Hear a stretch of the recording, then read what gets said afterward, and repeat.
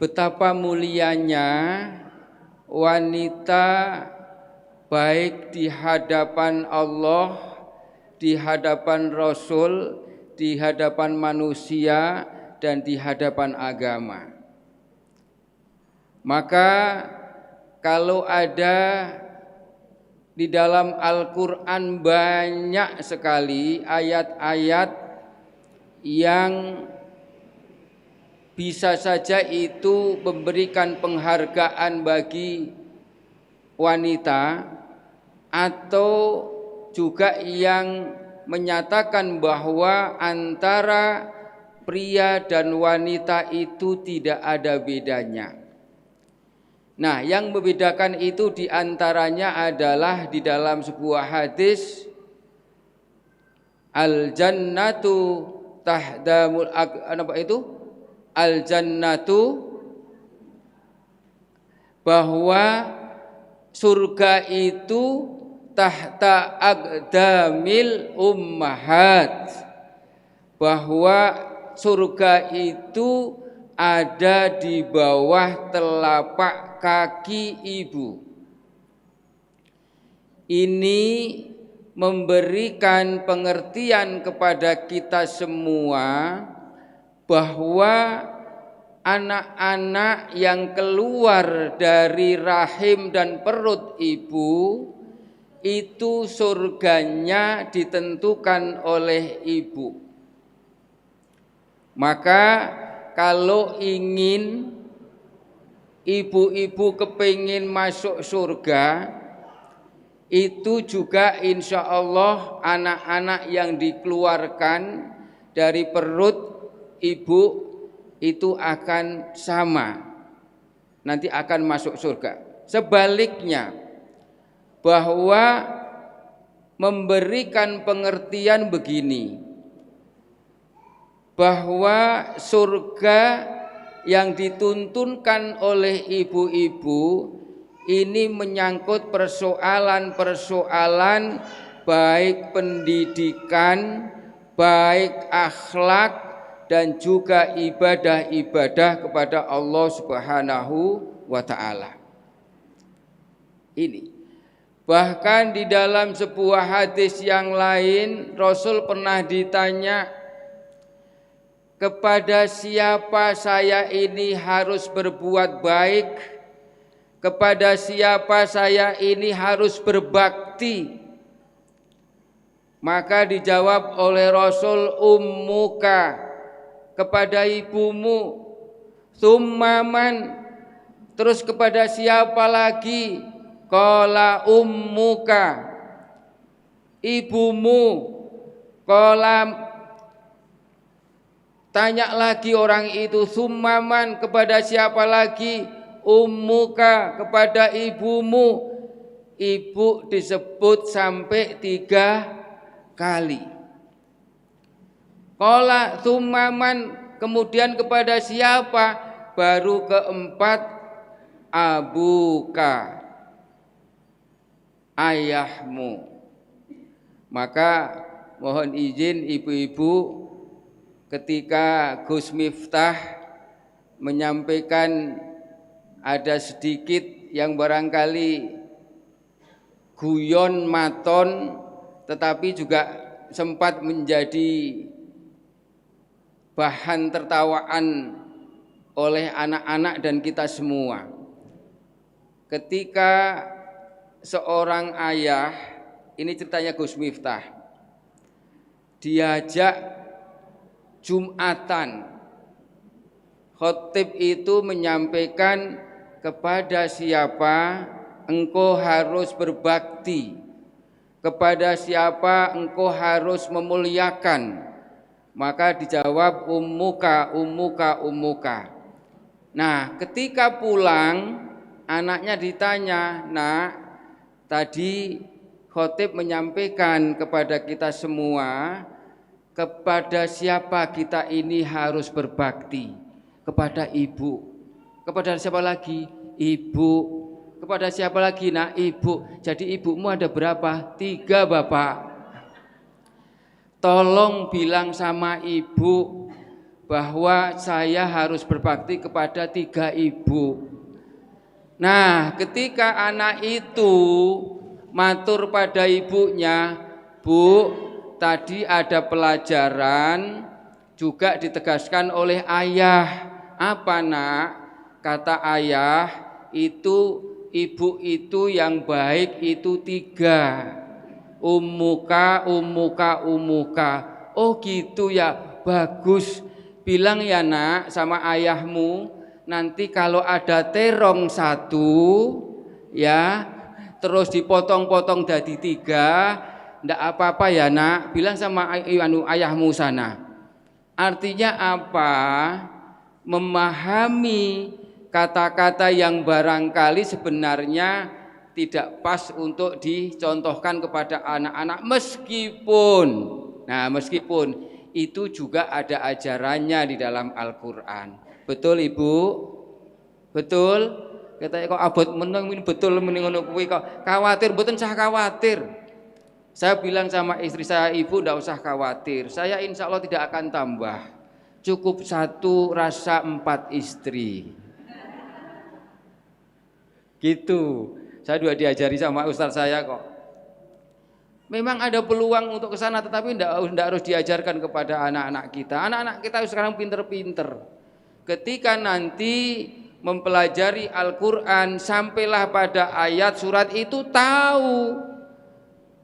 Ya, fankihu ma tobalakum minan nisa, nikahilah ya wanita yang kau inginkan itu 1, 2, 3 sampai bahkan sampai 4 itu memang ada di dalam Al-Qur'an, dan itu bukan menjadi sebuah keharusan, tidak menjadi sebuah harapan, tetapi memang itu dijagani oleh Allah. Karena apa? Mohon maaf, ternyata Bapak Ibu-ibu sekalian yang saya hormati, hari ini kita mendengar berita bahwa ternyata perbandingan kelahiran, perbandingan antara perempuan dan laki-laki hari ini itu sudah berbanding antara 1 dengan 3. Artinya kalau ada 300 wanita, itu prianya hanya 100.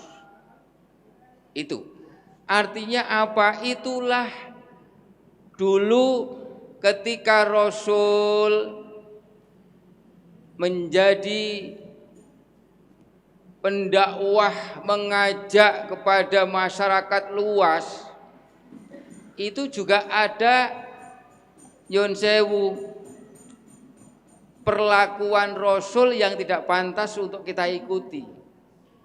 Ternyata memang itu. Ibu-ibu masih ingat kalau saya tanya sekarang, istri Rasul berapa? Ada yang tahu? Nah, kalau ada tahu nanti ada door prize. Door prize dari Pururoh nanti. Berapa?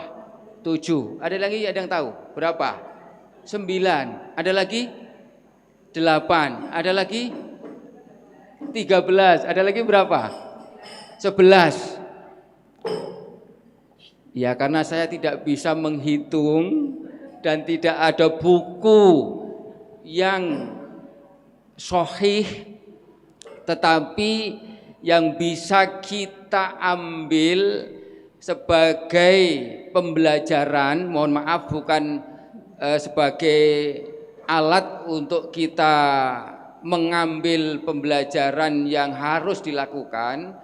Rasul itu istrinya ada 11 ya, dan itu tidak ada yang pantas untuk kita lakukan karena memang tidak ada perintah untuk mengikuti Rasul terkait dengan itu.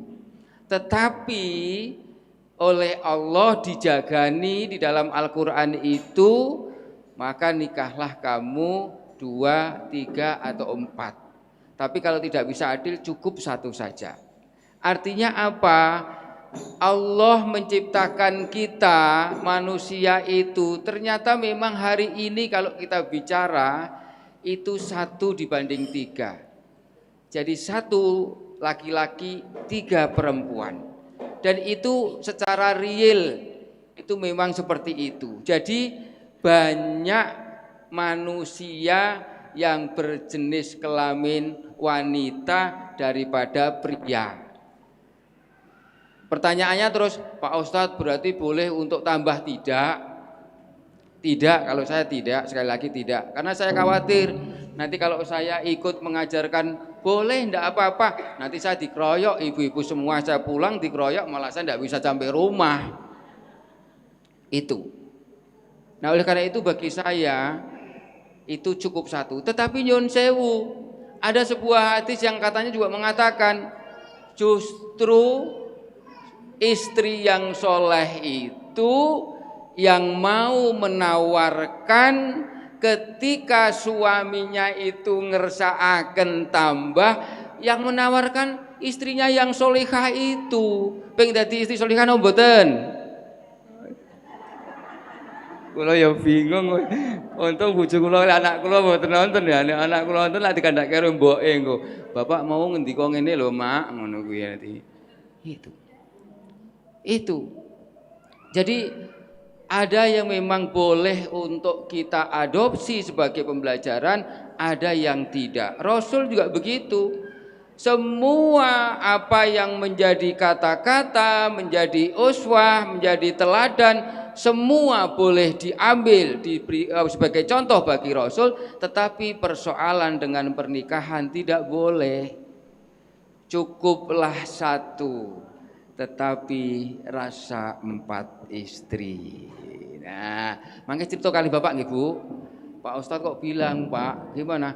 Ndak usah tambah, Pak, cukup 1 istri rasa 4 istri. Piye kuwi? Aku ya mbuh, aku ya rong tahu. Nah, ibu-ibu yang saya hormati, inilah maka Allah memuliakan itu diantaranya kenapa? Karena memang dari segi fisik. Ya, saya akan memulai dari wanita. Wanita itu dibanding dengan laki-laki tentu berbeda dari segi fisik. Laki-laki insya Allah ototnya lebih keras, tulang-tulangnya juga lebih keras, juga ada kulit dan beberapa hal yang memang itu menjadi pembawaan laki-laki. Nera keras pripun Bu, repot. Nanti diprotes ibu-ibu nera keras. Tapi memang itulah. Tetapi ibu-ibu diciptakan dalam keadaan yang nyun sewu, kulitnya lebih halus, tidak keras, dengan habitat ibu-ibu itu kan ya landai, penuh dengan senyuman, penuh dengan keibuan, santun, ramah, banyak senyum. Inilah ibu-ibu. Nah, sehingga kalau dari fisik itu berbeda, termasuk mohon maaf ibu-ibu sekalian, ada yang tidak bisa dilakukan oleh seorang pria. Apa itu? Yang kok sik menyusui keri to, kok menyusui dhisik urung duwe anak kok menyusui dhisik. Hamil. Oh ya, menstruasi dulu katanya. Oke. Ya, itu sudah menjadi. Enggak apa-apa Mbak, biar aja, enggak apa-apa, biar enggak apa-apa, biar. Namanya anak-anak juga begitu. Ibunya juga dulu begitu, tenang saja. Apalagi bapaknya. Tapi orang pinter begitu. Jadi anak-anak pinter sekarang harus begitu itu. Hanya memang diarahkan.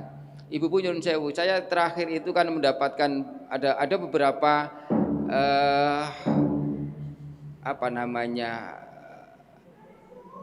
perbedaan pandang, ya, termasuk anak-anak kita itu. Menurut ibu-ibu sekarang saya tanya, ibu-ibu, anak-anak kita itu pantasnya diajari ke masjid atau cukup di rumah?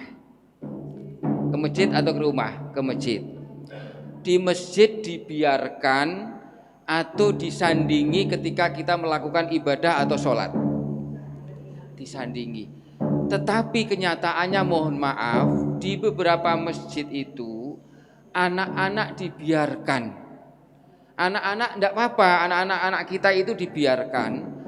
Karena kebetulan kenapa dibiarkan? Bapake ora melu nang masjid.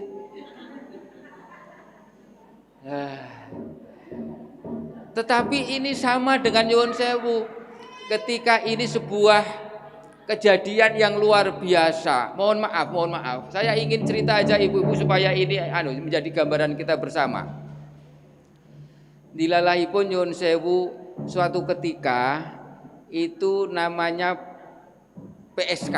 Ibu tahu PSK? PSK niku pokoknya tukang nyeneng-nyenengke wong lanang. Pokoknya tukang nyenengi lanang. Itu suatu ketika hamil terus punya anak. Ditanya, "Bu, kalau jenengan tiap hari pekerjaannya seperti ini, apa tidak mesakake anak jenengan? Anak jenengan mau dijadikan apa?" Dia bilang, "Anak saya harus pinter. Anak saya harus menjadi anak yang bermartabat. Anak saya harus menjadi orang yang agamanya bagus." Itu seorang PSK. Ndak mau anaknya itu ikut seperti ibunya. Niku bapak isik pundi nggih mboten ngerti kula nggih. Ora takon bapak isik pundi, wong kathah Mas ngoten niku lha direpot to. Waduh, nek repote engko nek ana terus bapake dilalae kok ana andeng-andengi teng mriki siji ketemu, wah iki padha kuwi gek rupane meh padha meneh lak ya. Gek rupane meh padha Ustaz Muhi ngono lak ya repot meneh niki. Ya Allah niku. Ndak ada Ibu orang yang ingin meskipun dia kayak apa rusaknya, kotornya, tetapi pengen anaknya menjadi anak yang baik, yang soleh, yang pinter, yang agama juga bagus. Ini. Maka kembali ke anak-anak tadi itu, karena kebetulan saya bilang, alhamdulillah anak-anaknya itu mau ke masjid padahal bapaknya tidak pernah ke masjid. Artinya kan terus numpang to niku daripada nang omah ra ndek apa-apa. Nak, kon mbok kono dukoe nang ngaji nang masjid kono. Padahal nek anak sik cerdas saiki iki, nak ayo nang salat nang masjid. Wong bapak ora salat kok akon-akon. Ngono nek anake pinter karo cerdas. Ibunya juga begitu. Ayo nak nang masjid kono. Ibu ya ora tau ngaji kok akon-akon ngaji. Kalau anak-anak sekarang yang pinter kan begitu itu. Itulah ternyata siapapun orangnya ketika punya anak pasti anaknya pengen lebih daripada bapak ibunya. Sepakat? Sepakat. Ini. Nah, ibu-ibu ingkang kula hormati, maka nyuwun sewu kembali ke Gus Miftah. Wanita itu mempunyai 3 jenis. Ada yang pernah dengar? Saya karena pencinta Gus Miftah, meskipun nyuwun sewu tidak sepinter Gus Miftah, tidak secakep Gus Miftah, tidak sekaya Gus Miftah, tidak segondrong Gus Miftah, tapi ya saya ada beberapa yang saya ikuti saja gitu. Wanita itu ada 3 jenis. Yang pertama adalah tidak punya anak, tidak punya suami, namanya nona. Tidak punya anak, tidak punya suami, namanya nona. Oke? Punya anak, punya suami, namanya hafal ya pinter iki. Jangan-jangan wis pirsa sik sadurunge iki. Jadi punya anak, punya suami, namanya nyonya. Yang ketiga, punya anak, tidak punya suami, namanya loh kok janda? Ada yang mengatakan nonya. Jadi tidak punya anak, tidak punya suami. Tetapi Gus Miftah mengatakan punya anak, tidak punya suami itu namanya nyahnyoh.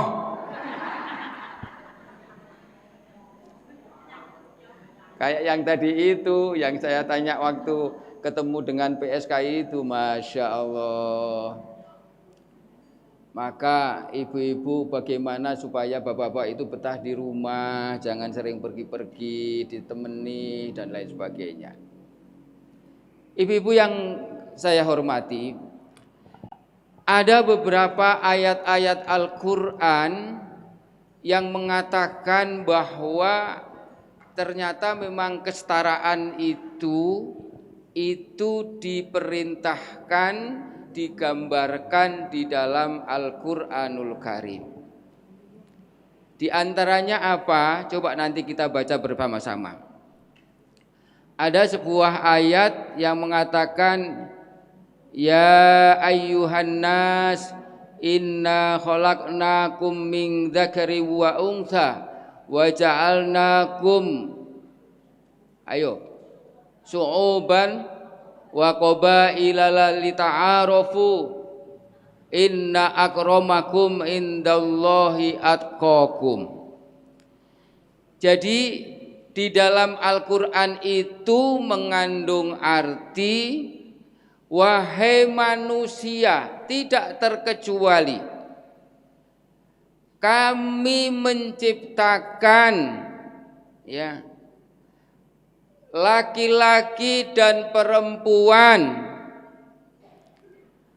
dan menjadikan kamu sekalian itu berbangsa-bangsa dan bersuku-suku untuk apa? Lita'arofu, supaya saling kenal mengenal, saling silaturahim, kenal mengenal yang lebih luas, lebih longgar, lebih baik daripada sekedar hanya kenal mengenal. Inna akramakum indallahi atqakum, dan sebaik-baik ya di antara kamu adalah yang paling, yang paling apa? Bertakwa di antara kamu sekalian. Di dalam ayat ini tidak ada pengecualian bahwa gandeng sik dianggap mulya niku ibu-ibu, terus di mata Allah ibu-ibu sama, setara, tidak. Ada satu yang memang itu porsinya ibu dimuliakan, ada yang sama. Ternyata namanya ketakwaan itu baik laki-laki perempuan sama di hadapan Allah Subhanahu wa ta'ala. Orang yang paling baik itu adalah orang yang paling baik takwanya kepada Allah Subhanahu wa ta'ala, tidak terkecuali. Nah, repotnya lagi, mohon maaf, kadangkala kalau ditanya, Ustadz ini termasuk orang-orang yang punya jenis kelamin yang agak berbeda dengan kita, itu bagaimana? Nah, ini yang jadi persoalan kita bersama-sama. Jadi ada yang membedakan antara perempuan laki-laki itu hanya diantaranya satu. Apa itu diantaranya kalau ibadah? Bahwa wanita tidak bisa menjadi imam bagi laki-laki. Betul? Betul. Termasuk juga kalau ada yang lain jenis yang tidak sama dengan kita, Yun Sewu, ketika ada orang yang mempunyai dualisme seks gitu ya, jenis kelamin, juga tidak bisa menjadi imam bagi kita. Itu spesifik.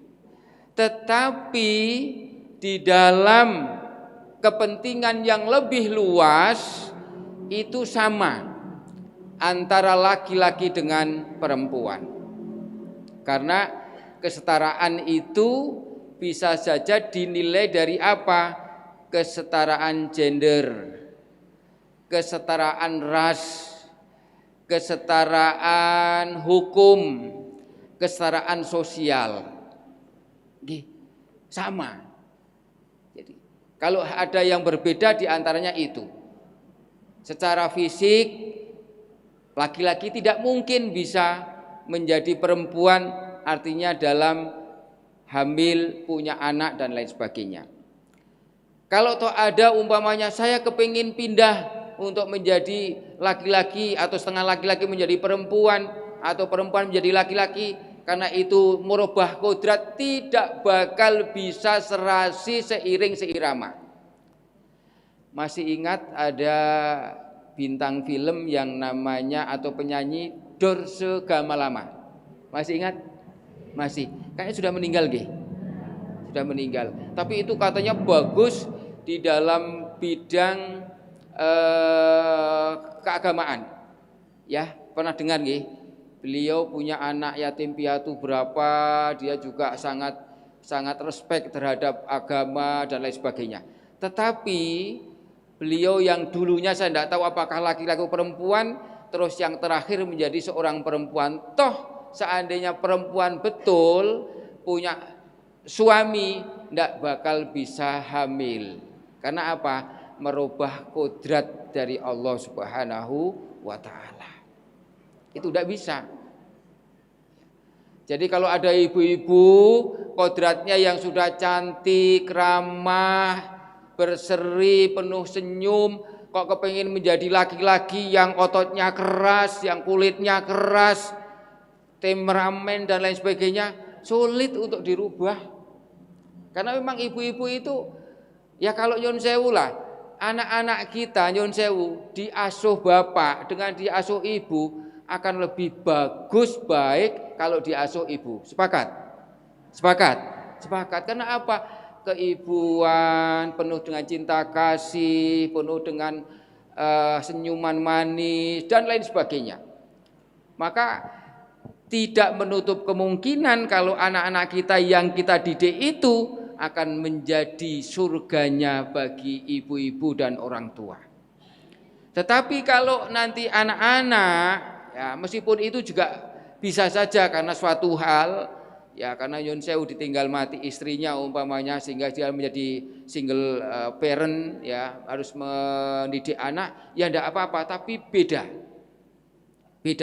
Apalagi anak yang diasuh bapak, biasanya kan nyun sewu karena bapak ini kan tidak pernah di rumah, pasti ditinggal-tinggal. Bapak ini kan bekerja. Kalau ibu itu meskipun bekerja masih bisa disambi-sambi. Maka saya juga appreciate sekali ketika melihat ibu yang luar biasa menjadi ibu-ibu yang di rumah menjadi jantung harapannya keluarga, ini luar biasa. Maka kalau diberi apresiasi, surga sudah pantas. Bahkan nyun sewu, ketika ada ibu-ibu yang hamil, melahirkan, kok meninggal dunia oleh Allah termasuk dicatat sebagai mati syahid. Kepingin mboten Bu? Kepingin? Esok hamil ya Bu? Anak emen sedok. Tidak ada yang kepingin seperti itu. Apa? Karena memang Allah memberikan perjalanan hidup kita itu seperti itu. Jadi saya baru saja mendengar ceritanya Bu Ruroh yang kebetulan ada Pak Kiai dari Kulon Progo itu meninggal kemarin siang. Ya, kemarin siang. Pak Kiai Ahmad Suadi. Nyun sewu, beliau itu habis operasi prostat. Pas kemarin beliau itu kontrol di rumah sakit Sarjito. Ini ceritanya Bu Ruroh, nanti Bu Ruroh yang akan menegaskan barangkali saya salah. Ketika selesai, beliau mampir di Soto Soleh untuk dahar siang lah mungkin begitu ya Bu Ruroh ya. Nah ketika selesai dahar beliau sholat di musola. Nah ketika selesai sholat itu beliau dalam keadaan duduk kayak orang wiridan begitu. Nah karena agak lama ditanya oleh kebetulan yang dereke putrinya. Putrinya itu istrinya Mas Karim, Ketua Bawaslu Sleman. Kalau ada yang tahu. Nah ketika beliau ditanya, Abah, Ayah, apa agak pusing ya? Iya. Ternyata tidak lama duduk beliau terjatuh, ya dalam artian dia itu menunduk dan jatuh dan dipanggil oleh Allah Subhanahu wa ta'ala dalam keadaan selesai sholat belum selesai. artinya selesai masih wiridan. Ya Allah, mudah-mudahan kita semua kalau Engkau panggil pas kebetulan kita lagi ibadah. Allahumma ibadah apa saja. Nah, ibu-ibu ini semuanya kan nilainya ibadah. Apa yang tidak ada ibadah bagi ibu-ibu?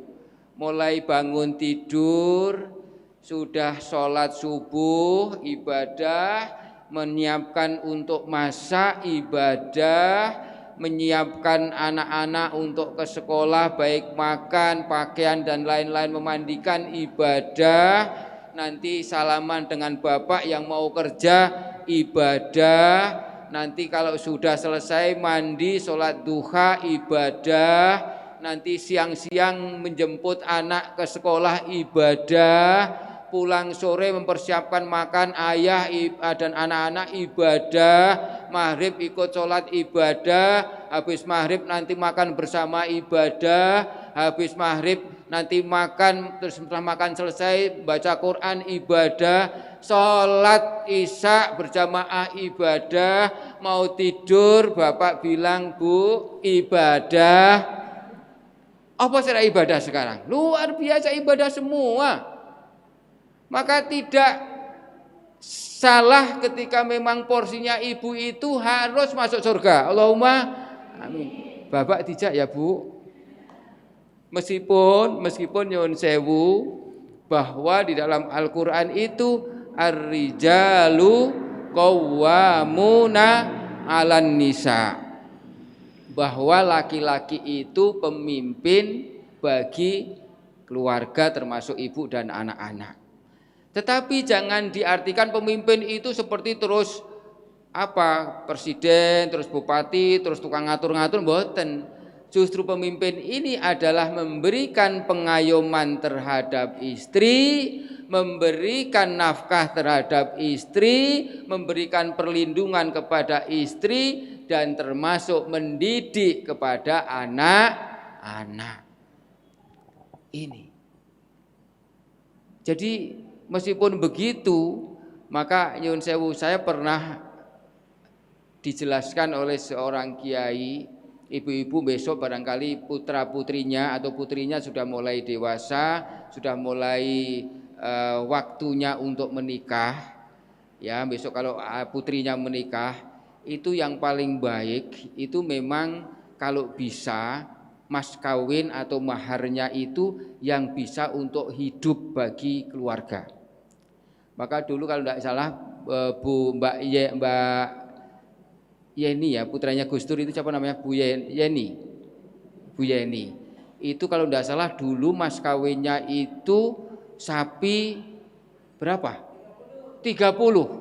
Sapi 30 bu, sapi kabeh lho ibu. Ning ora digawa, pacakan niku nek digawa memang malah dadi malah medeni malah niku kuwi. Apa boleh? Boleh. Karena apa? Begitu sapi 30 itu artinya kehidupan ke depan itu sudah terang benderang. Pasti terjamin minimal umpamane setahun ngedol sapi siji ya 30 tahun lah iso ngedol siji.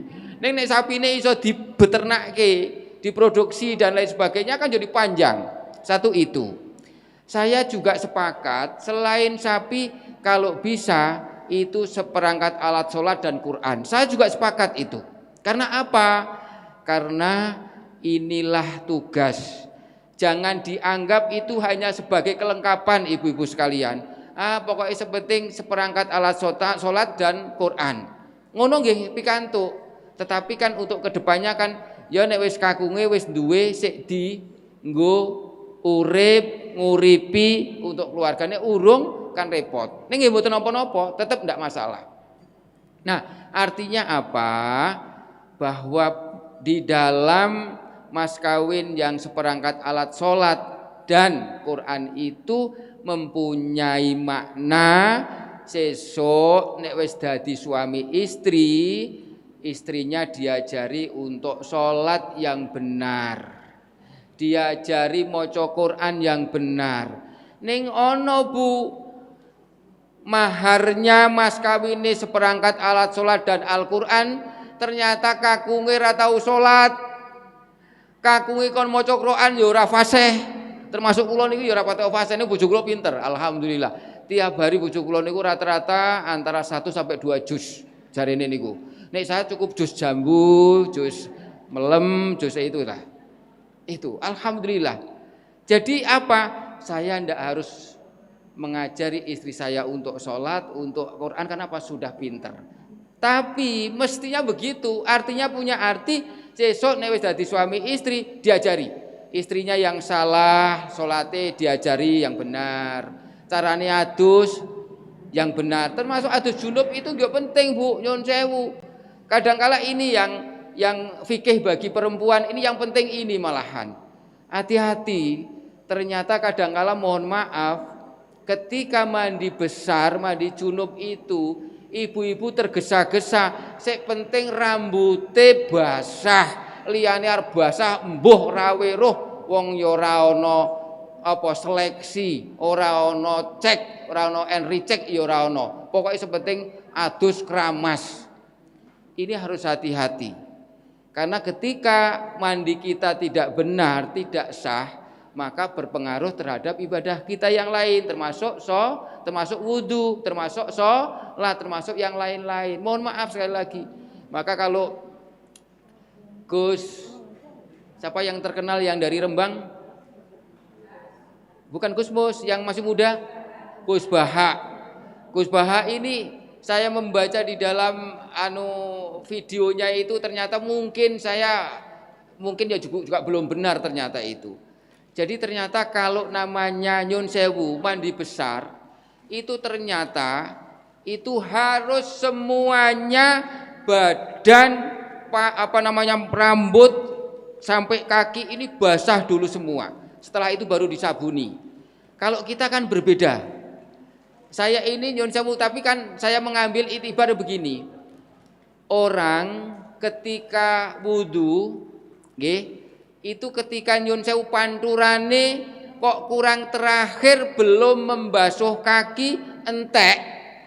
Terus nunggu 10 menit sampai airnya ada, ibu-ibu mengulang dari awal atau cukup membasuh kakinya? Saya tanya sekarang. Mengulang? Ada yang membasuh kakinya? Ada yang membasuh kakinya? Ayo, mengulang apa membasuh kaki saja? Ayo. Ternyata Bu, boleh tidak mengulang, langsung kaki. Kenapa? Yang kurang hanya kaki.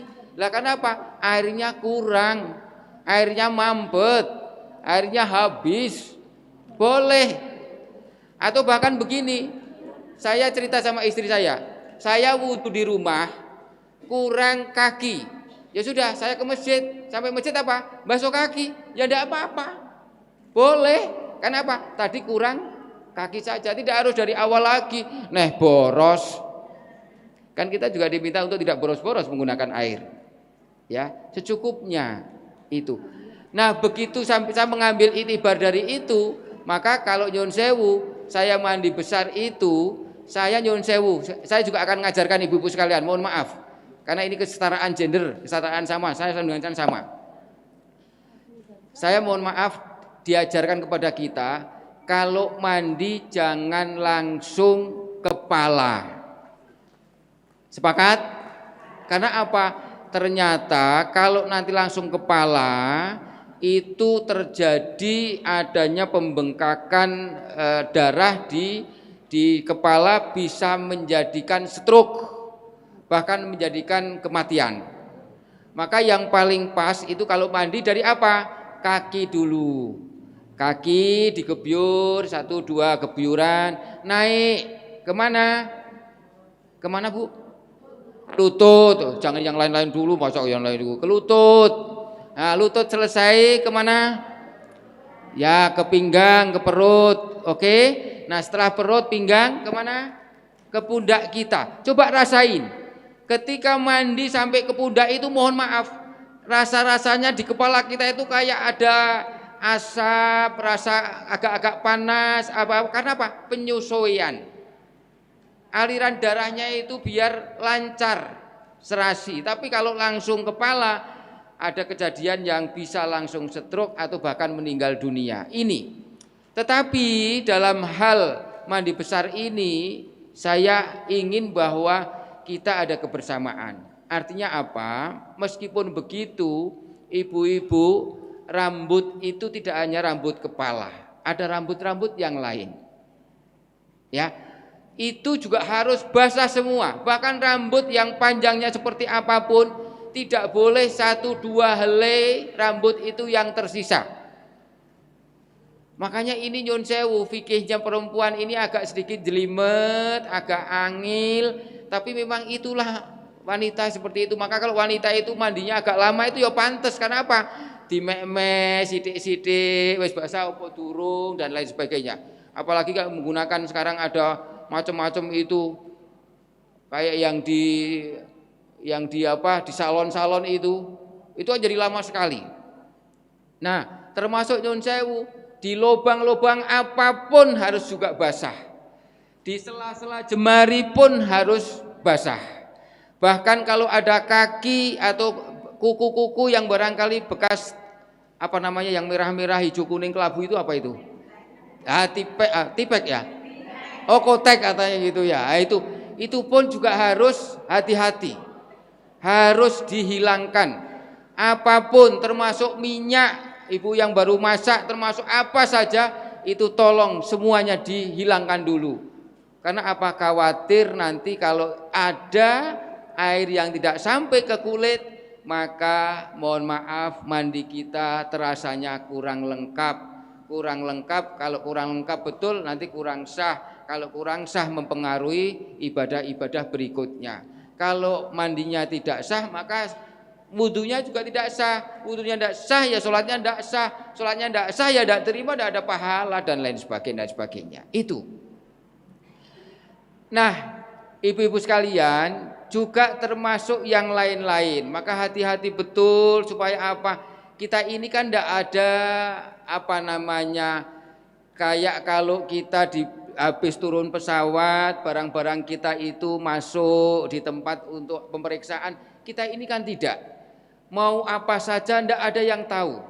Tidak ada yang menyeleksi. Apakah kita ini benar sholatnya, kita ini benar wudunya, benar mandinya. Tidak ada yang tahu kecuali kita semua. Oleh karena itulah maka belajar fikih wanita ini penting bagi kita semuanya.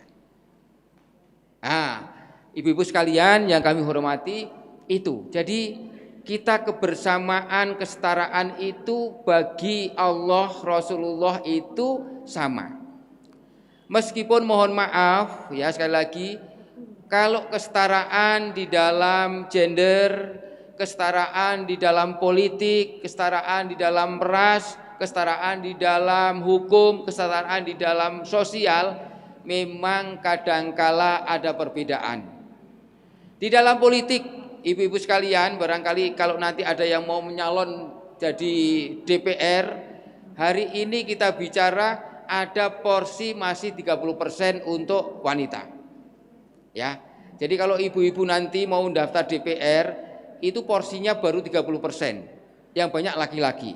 Padahal janjinya sama, kita ini sama di dalam politik, di dalam hukum bisa sama.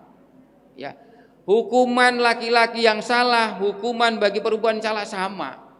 Ya. Apalagi kalau hukum ini mengacu hukum Islam, kayak hukum yang ada di Saudi Arabia. Orang yang mencuri, baik laki-laki perempuan sama, Bapak Ibu sekalian, dipotong tangannya, tidak terkecuali. Mau anaknya raja, mau anaknya pejabat di bawahnya, mau anaknya penjahat, namanya siapa, kalau itu salah sama, hukumnya sama, tidak terkecuali.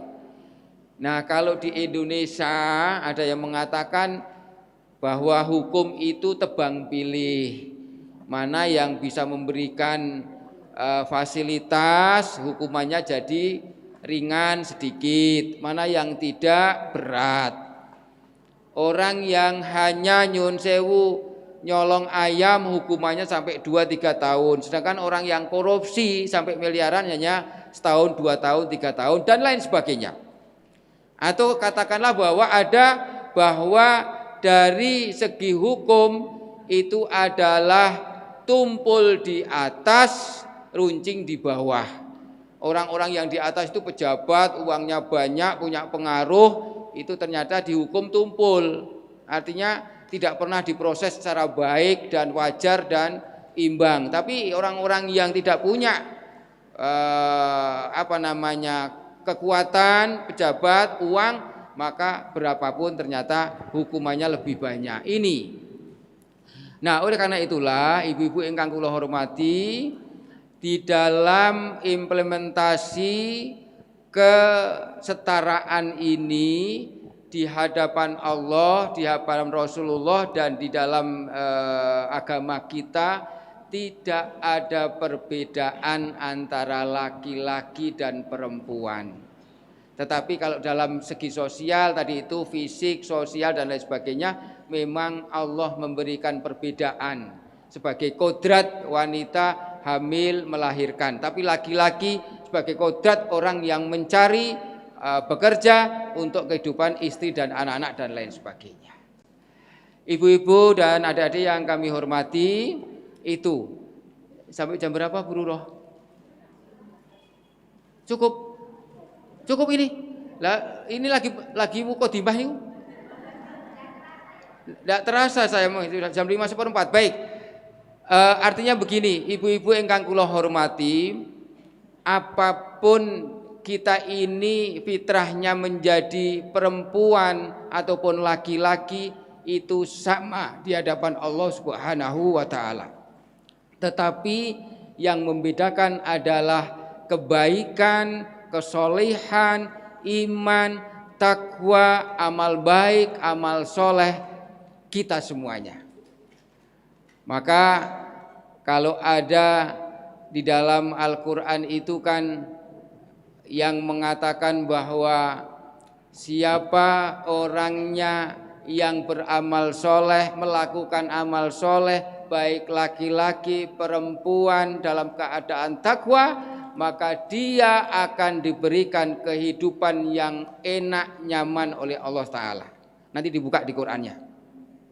Artinya apapun ya, kita ini menjadi apapun, siapapun ya, kalau kita ini melakukan amal-amal kebaikan, amal soleh, amal ibadah di hadapan Allah Subhanahu wa ta'ala, maka Allah akan memberikan kehidupan yang baik, yang sejahtera. Ini sehingga tidak ada bedanya. Artinya apa? Laki-laki yang beramal soleh dia akan mendapatkan kehidupan yang baik. Begitu pula perempuan yang mau beramal soleh, beribadah juga akan mendapatkan kehidupan yang baik. Jadi tidak ada bedanya. Itu.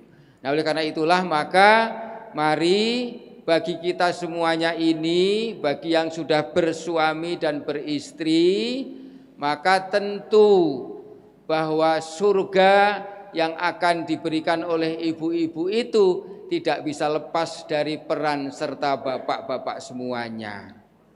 Ibu-ibu bisa bekerja dengan baik karena apa? Ada nafkah dari bapak semua. Bisa baik karena bapak juga mengajari kebaikan kepada ibu-ibu dan anak-anak semua. Bapak-bapak menjadi tauladan bagi ibu-ibu dan anak-anak semuanya. Begitu pula ibu juga bisa menjadi tauladan bagi anak-anak dan keluarganya. Maka sekali lagi bahwa antara laki-laki dan perempuan itu sama di hadapan Allah, Rasul dan masyarakat yang ada di kita semuanya.